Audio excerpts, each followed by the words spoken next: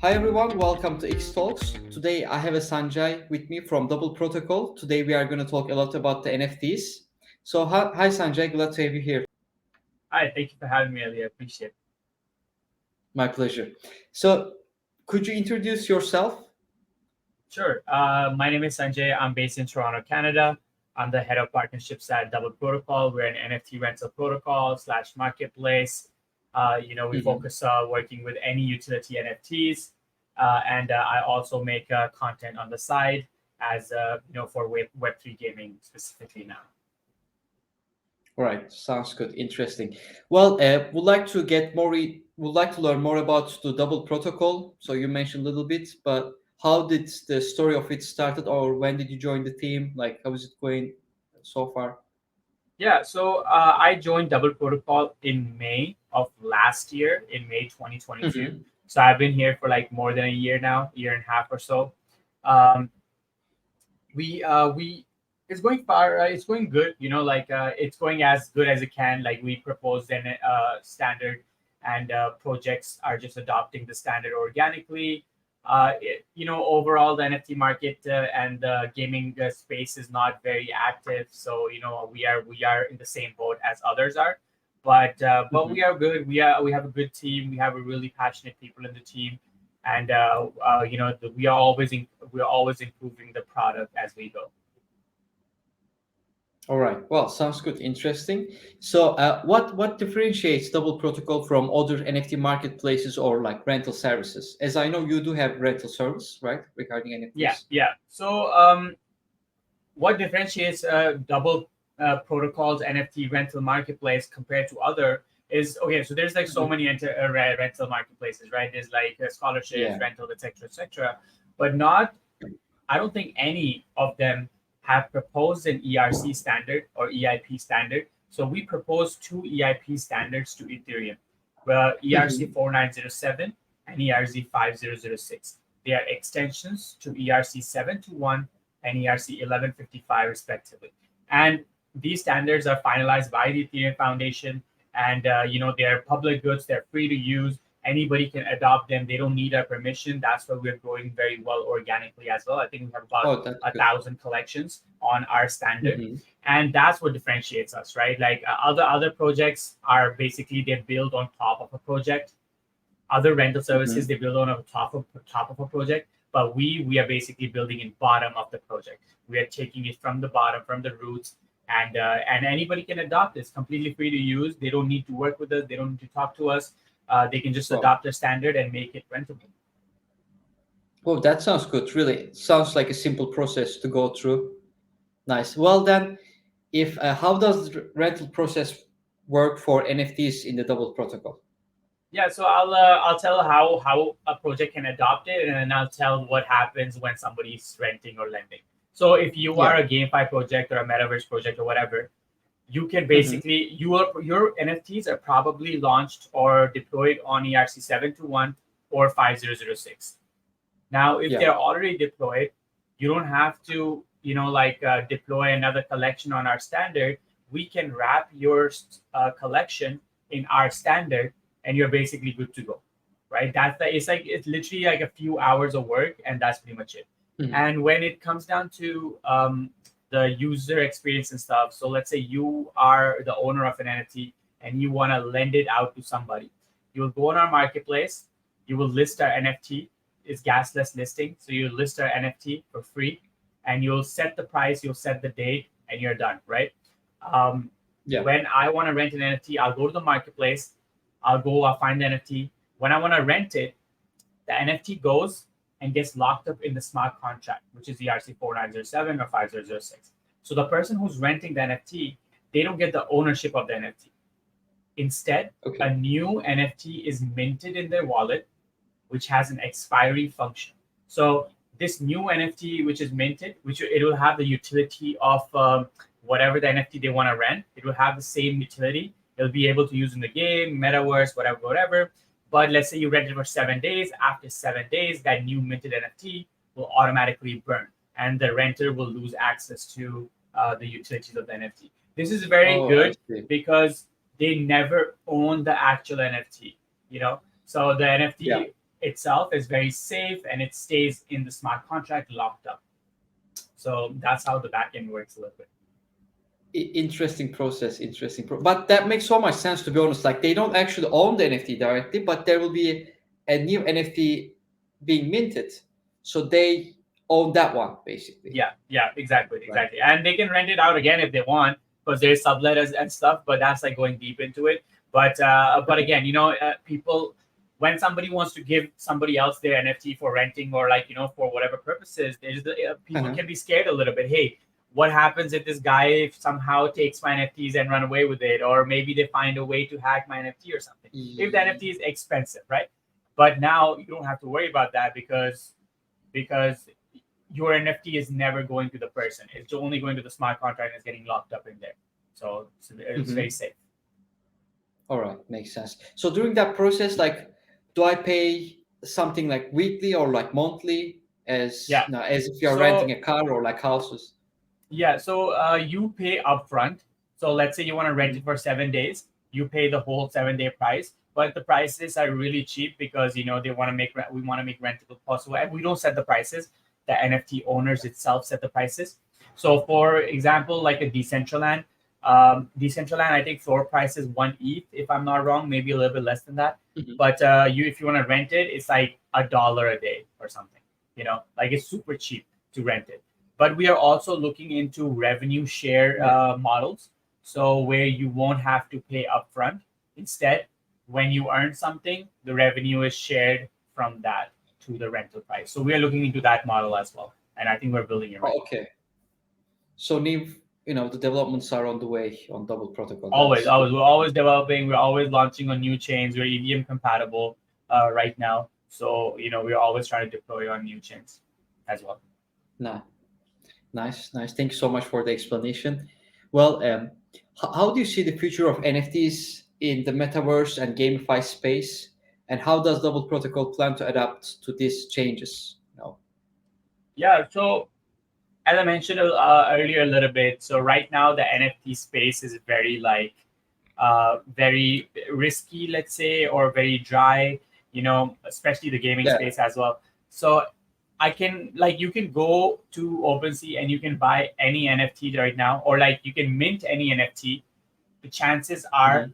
that in a week or two, the price is just going to plummet, right? Like there is literally, like back in the day, you would mint an NFT and the chances are the price will go up, but now you mint an Yes. NFT, the chances that's going down, right? Like Yeah, 99.999% is going to go down, right?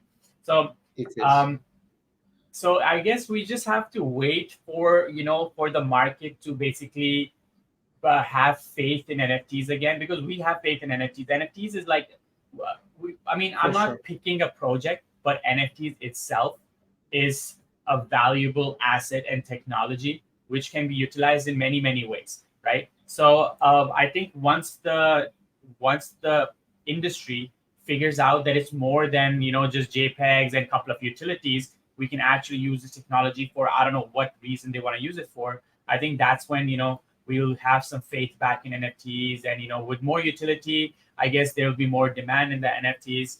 And how we're adapting is obviously we are always looking at the trends, we're always looking at the narratives and what's changing in the market. So we talked to a couple Mhm. games recently, and they were like, hey, we don't want to make our NFTs rentable upfront. We don't want the renter to pay anything before even trying out the NFT, right? So I was like, okay, what's the Mhm. model you would like to do? Then they were like, hey, let's do the revenue share model, so they can rent the NFT for Mhm. free. When they earn something in the game, some of the money goes to Okay. the renter. Let's do that one, like scholarships, Okay. right?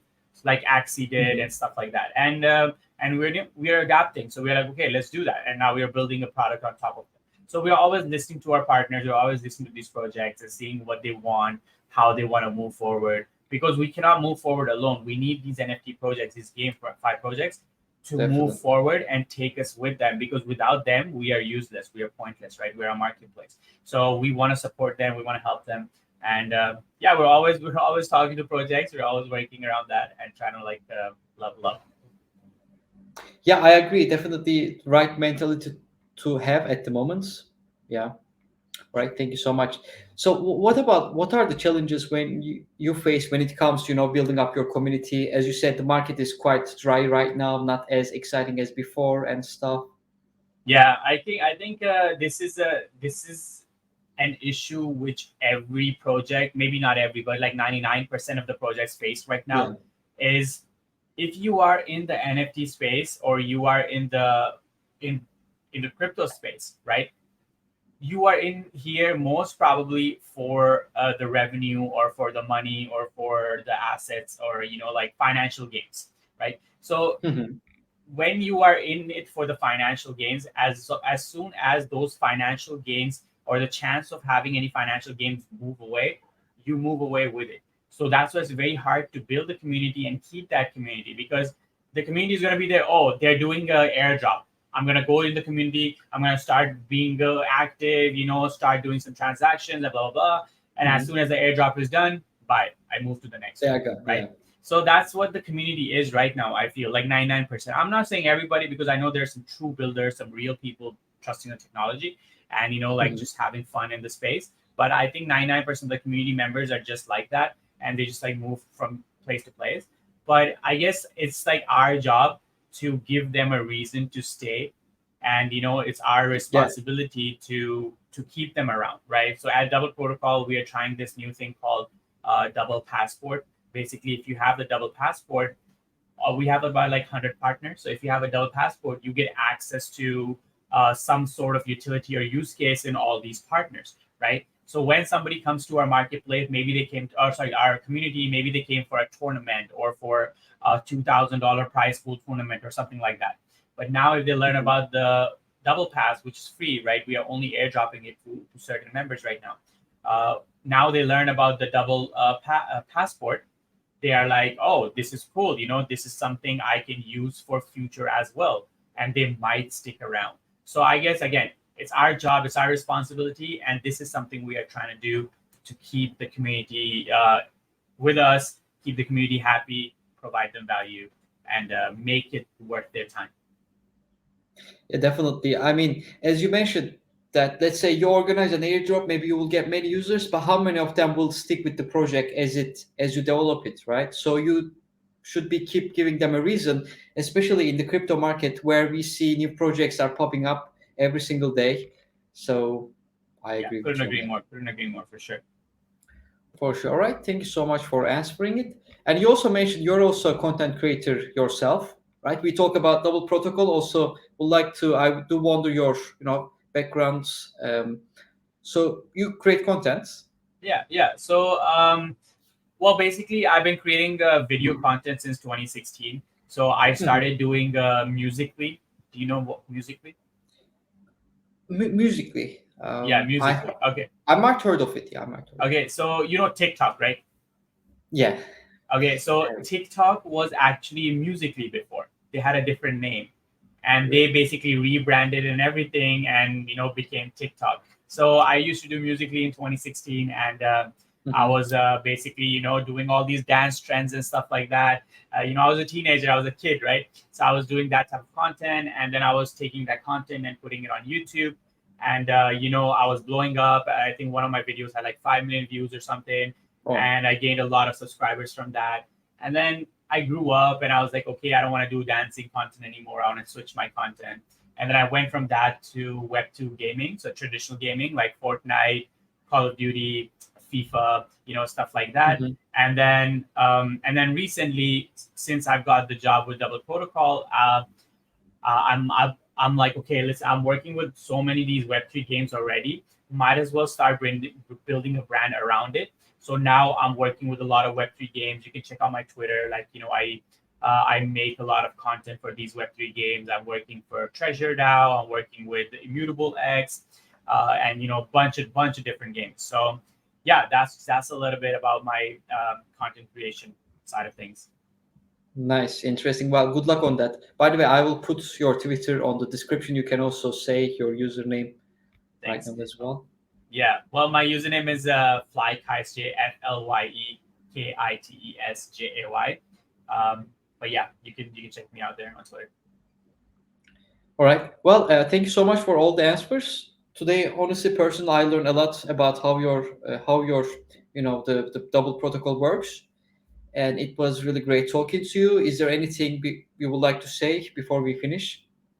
Um, Well, just that like if you are building in the space, right? Take your Hmm. time, take it easy. There's no rush. We are still very early. There's a billion people in the world who probably have not even heard about crypto ever. So we are still very For early. sure. And take your time. If your project is not successful yet, sit back, relax, keep building in the bear market. And if you make it to the bull market, then you'll Then see the value. everything goes crazy. Actually, yeah, that's the Yeah. thing. So Yeah. just take a deep breath and take your time. That's all. All right. Okay. Well, thank you so much. So, thanks for answering the questions, and I will see you in the next video, guys. Don't forget to check out the Sanjay's profile, and also the double protocol link will be in the description. And yeah, see you in the next video.